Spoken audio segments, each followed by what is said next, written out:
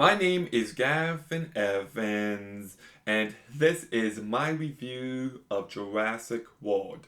And this review will have spoilers, so there's your warning. But it was June 2015, and this movie was receiving good reviews, and I was very excited to watch it.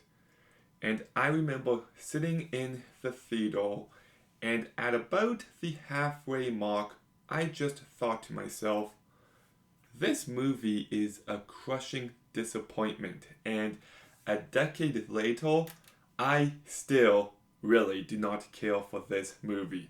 So let's begin by talking about the cast.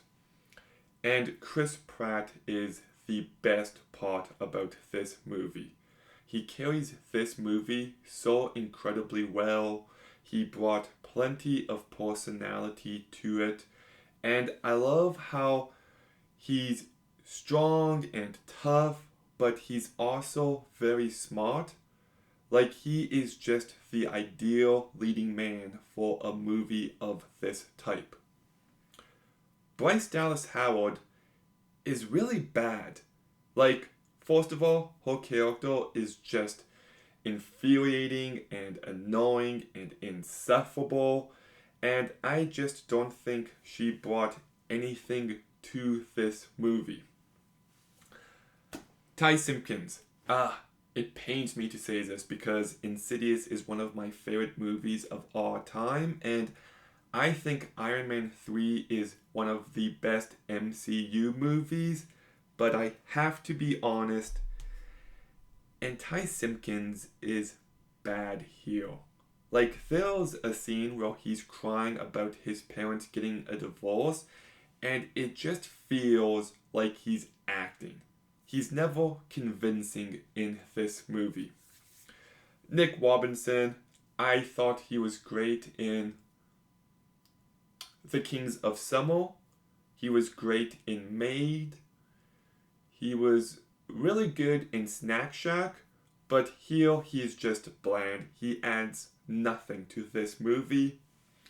Vincent D'Onofrio is just a really generic, bland villain. Just a really bad performance. Jake Johnson, I really like as an actor, and he's just given nothing to do here. Irfan Khan is really bland. B.D. Wong doesn't really add anything. Omar Sy does a fine job, but I wish he had more material to work with. And Judy Greer, fine. And I thought Ty Burrell played the dad, but it's actually Andy Buckley, the guy who plays David Wallace in The Office. And he's barely in the movie. So, Chris Pratt, great. Everybody else, not so much. But I will give the movie this. I do like seeing this theme park come to life.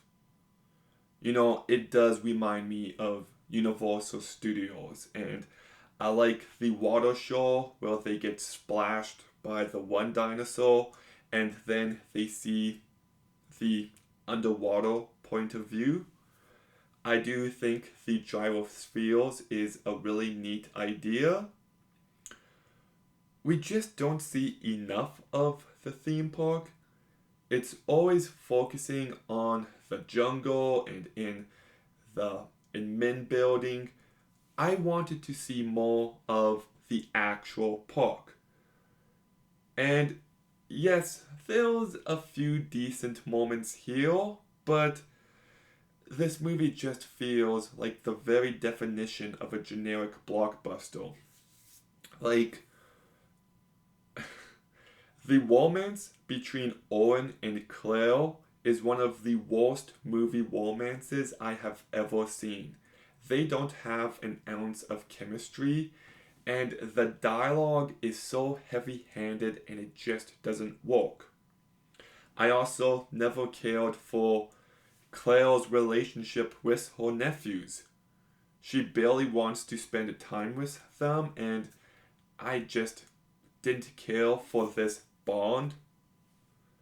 And it kind of baffles me that the parents weren't with the kids in this movie. Like, you could have had a nice story about a family trying to survive, and the decision to just keep the parents away is just a baffling one. And all the divorce drama is very heavy handed as well. It just feels like a studio note where there has to be some personal things going on, and it just doesn't land. It feels so tacked on. And the babysitter, the nanny, whatever you want to call her, the terrible, gruesome, painful death she has feels so tone deaf to me. Like, she's not the best person, but she doesn't deserve that. That is the kind of death you give to the main villain of a movie. And the movie just isn't thrilling or tense. The CGI is fine, but I would say that it's not great either. Like, Jurassic Park 3 came out in 2001, so 14 years difference, and I think the other three movies actually look much better.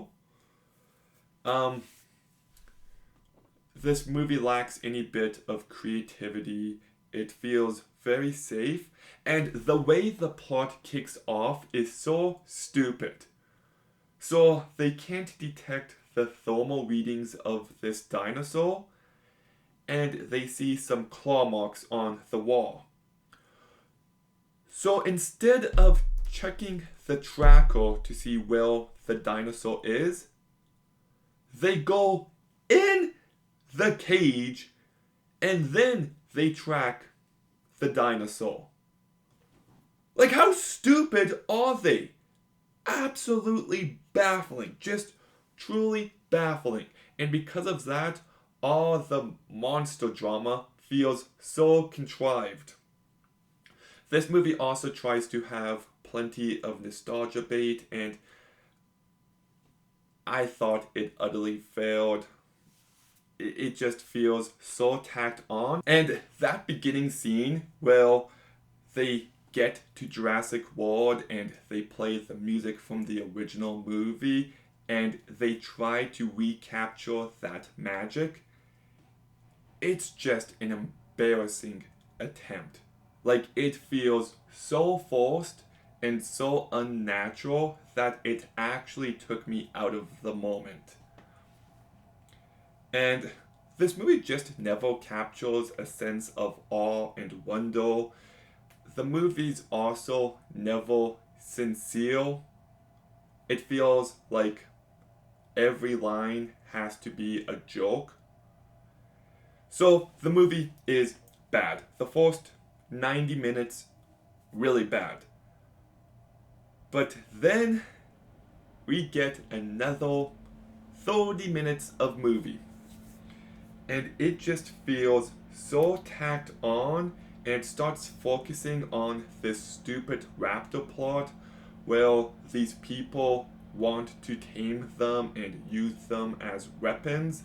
And I get what they're going for.